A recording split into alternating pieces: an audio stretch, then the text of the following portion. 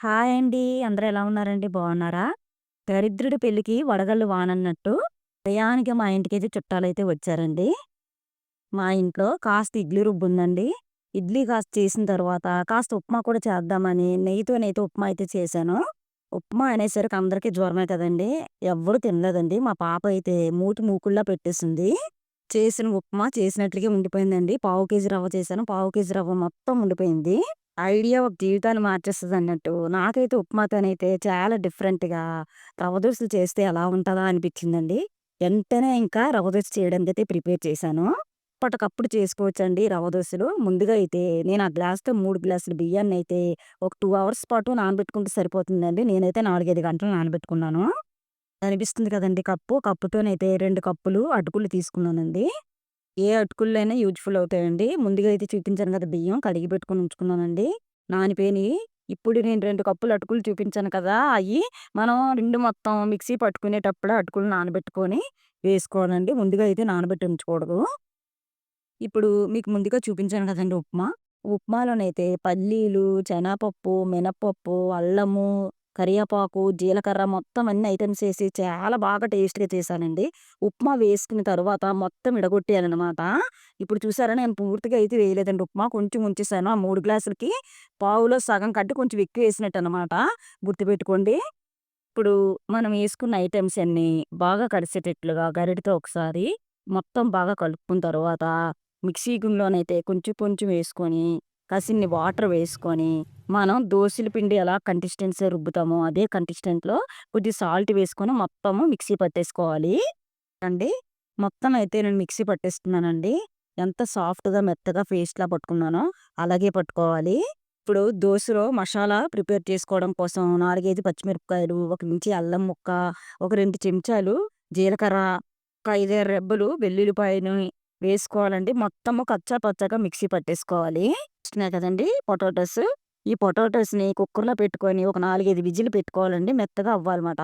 ఇప్పుడు పాన్‌లోనైతే ఒక 4, 5 టీ స్పూన్‌లు ఆయిల్ వేసుకొని, శనగపప్పు, జీలకర్ర, ఆవాలు, ఒక 3, 4 ఉల్లిపాయలను సన్నగా కట్ చేసుకునేవి, ఒక 2, 3 పచ్చిమిరపకాయలు సన్నగా తరుగుకుని వేసుకోవాలి. మంటని మీడియం ఫ్లేమ్‌లో పెట్టుకొని, మొత్తం అంతా బ్రౌన్ కలర్ వచ్చేంత వరకు ఏయించుకోవాలండి. ఒక హాఫ్ టీ స్పూన్ పసుపు వేసుకొని, మళ్ళీ బాగా కలుపుకోవాలి.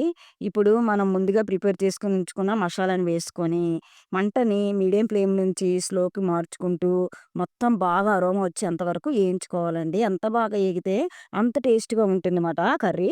ఇప్పుడు మనం ఉడికించుకొని ఉంచుకున్న పొటాటోస్‌ని ముక్కలుగా కట్ చేసుకొనైతే వేసుకోవాలండి. వేసుకున్న తర్వాత మొత్తం పొటాటోస్‌ని కూడా మసాలా మొత్తం పట్టేటట్లుగా బాగా కలుపుకోవాలండి. తర్వాత ఒక హాఫ్ టీ స్పూను లేదా 1 టీ స్పూను సాల్ట్‌ని వేసుకొని మొత్తం బాగా కలుపుకోవాలండి.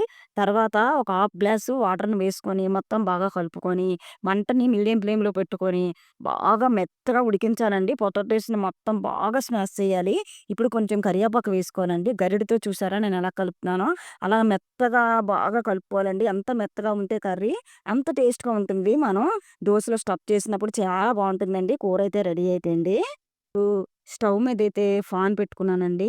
పాన్ పెట్టుకున్న తరువాత మనమైతే చూసారా పిండిని నేనెంత పలచగా కలిపానో, అంత పలచగా కలిపితే ఎంత క్రిస్పీగా వస్తాయంటే నేను చెప్పలేనండి. ఇప్పుడు కలిపి పెట్టుకున్న మిశ్రమాన్ని అలా గ్లాస్‌తో మనం రవ్వ దోస ఎలా ఏసుకుంటామో సేమ్ అలాగే వేసుకోవాలండి.